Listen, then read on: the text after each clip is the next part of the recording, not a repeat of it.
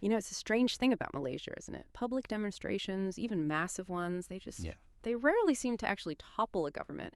It feels like a hard truth. You see these huge crowds, so much passion, but then, I don't know, a few news cycles later, gets dismissed or spun or maybe just forgotten. Like the sheer spectacle doesn't always translate into real political shift. I remember times, like when prices, say, Nasi Lemak, felt like they were jumping every week. Real anger out there, talk of protests, but then it just sort of fades or gets managed. Now we hear about this upcoming Turun Anwar rally. And the opposition leader, Datuk Seri Hamzah Zainuddin, he's making this incredibly bold claim. 1 million attendees. Just let that number sink in for a second. 1 million. That's like 10 times larger than some of our most historic protests. Rallies that really felt like they shook things up. So here's something to think about for you listening.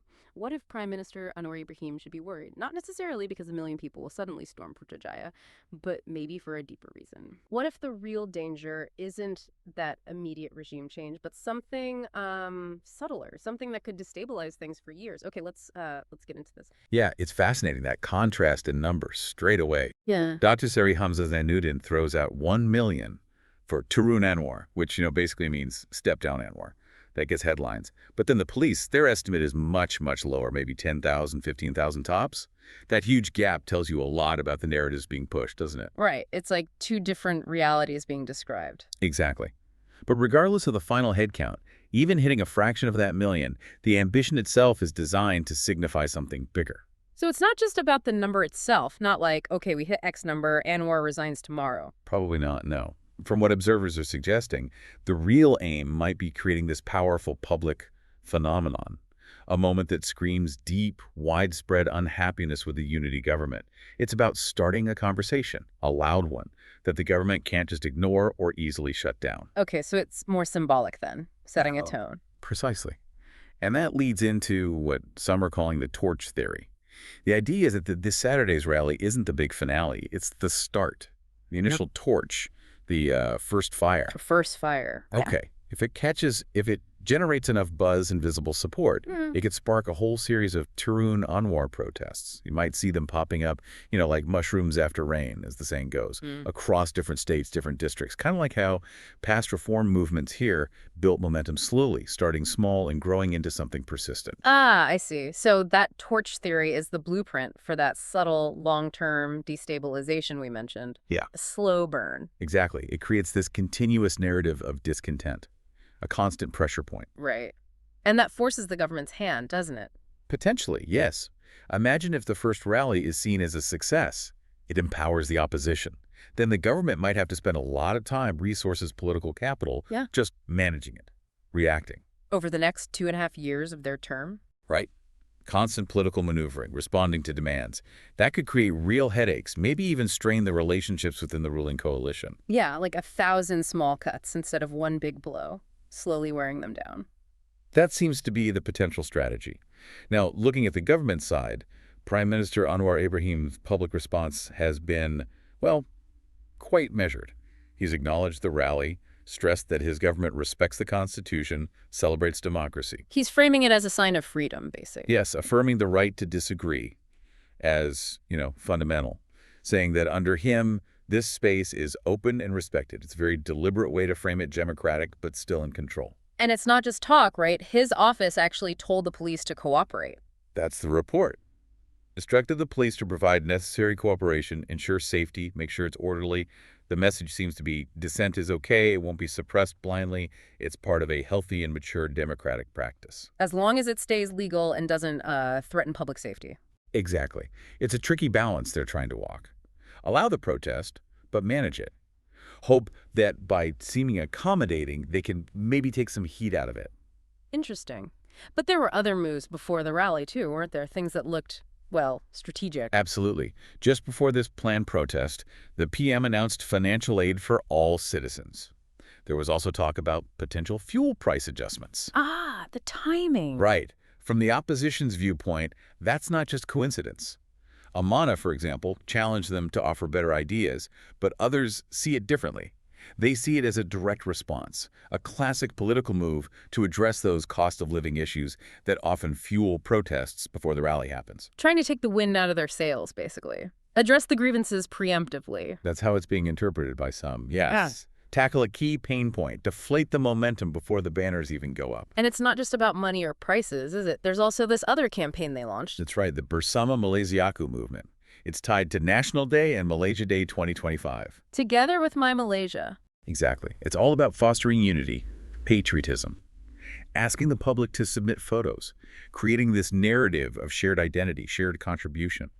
It ties into the big picture goals of the 13th Malaysia Plan, the long-term national development plan. So it's a direct counter-narrative then. While the opposition talks division and discontent, the government pushes unity and national pride. It certainly looks that way.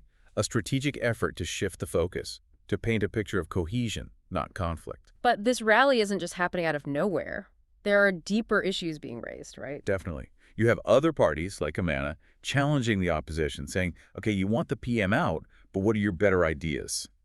Suggesting a lack of constructive alternatives. That's one angle. But Hamzah Zainuddin himself, he's raising other pretty specific points beyond just calling for Anwar to step down. He is. He's gone hard on the government supposedly undermining independent oversight. The Auditor-General appointment? Yes. Datuk Seri Wan Suraya. Appointed while still a civil servant, Hamzah argues that even if it's not strictly illegal, it breaks the spirit of the Constitution. He mentioned specific articles, didn't he? Federal Constitution, Articles 7 and 105, subsections 4 and 5, the idea being that these roles need absolute independence for oversight. And he brought up past precedent. Yeah, the case of Tan Sri Hanan Al-Galali, who apparently resigned from civil service before becoming Auditor General.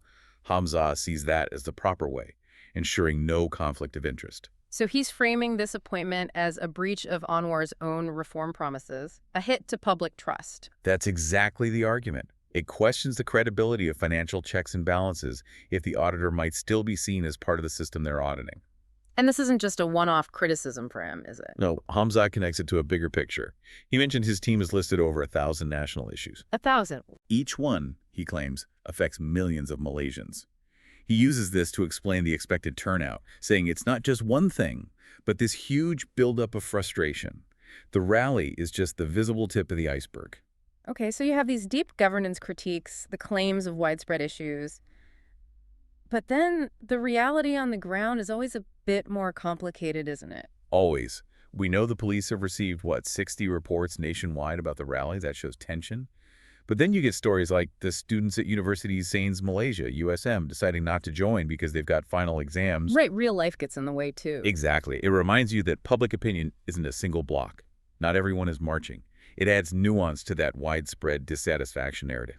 It's more fragmented. So putting it all together, the massive claims, the government's countermoves, these deeper criticisms about governance, the little details like students focusing on exams, what do you make of it all? If they get, say, even 100,000 people out there, far short of 1 million, but still huge, does that truly signal a massive call for change? Or is this more like political theater? Symptoms of ongoing disagreements, power plays, but maybe not an immediate existential threat to the government. Well, What do you listening think about where this all lands? Well, it's crucial to remember, I think, that the real impact of rallies like this, especially in a democracy, often goes way beyond just the immediate outcome. It's not always about whether the leader resigns the next day. It's more about those longer-term shifts in public mood, how the political landscape changes, the pressure points it creates that can influence policy, maybe even cause friction within the government coalition down the line. So the ripples, not just the splash. Exactly. So maybe the final thought for you to consider is this. If the main goal isn't necessarily to directly force a leader out, but maybe it's more about sowing those seeds of long-term instability, or constantly challenging the government's story, or just measuring and amplifying public anger. If that's the game, then how do we even measure success or failure here in Malaysia's very dynamic political scene? What does it actually mean for a government to genuinely fear its opposition if the battle is less about the seat of power tomorrow and more about, winning hearts and minds over time?